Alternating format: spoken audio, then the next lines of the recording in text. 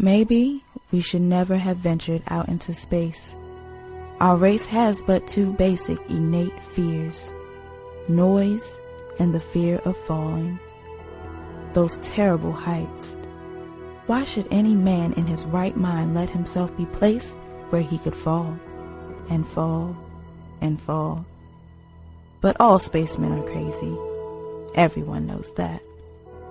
The medicos had been very kind, he supposed. You're lucky.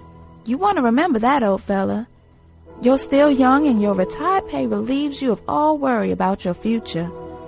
You've got both arms and legs and are in fine shape. Fine shape?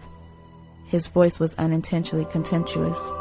No, I mean it, the chief psychiatrist had persisted gently.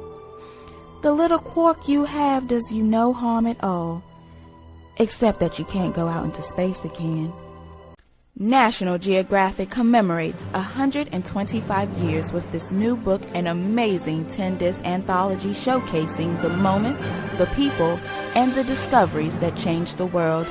With show-stopping imagery and thrilling behind-the-scenes tales, National Geographic 125 Years captures the heart of the National Geographic Society's fascinating history, from its earliest days as a scientific club to its growth into one of the world's largest organizations.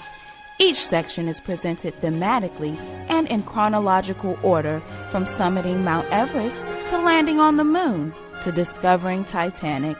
National Geographic 125 Years taps key voices from the forefront of ocean and space exploration, climate science, archaeology, mountaineering, and much, much more. Once upon a time, many years ago, when our grandfathers were little children, there was a doctor, and his name was Doolittle. John Doolittle, M.D. M.D. means that he was a proper doctor and knew a whole lot.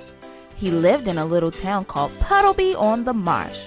All the folks, young and old, knew him well by sight, and whenever he walked down the street in his high hat, everyone would say, "There goes the doctor! He's a clever man!" And the dogs and the children would all run up and follow behind him. And even the crows that lived in the church tower would caw and nod their heads. The house he lived in on the edge of town was quite small, but his garden was very large and had a wide lawn and stone seats and weeping willows hanging over. Thanks so much for listening. I'm Shanosha Jordan.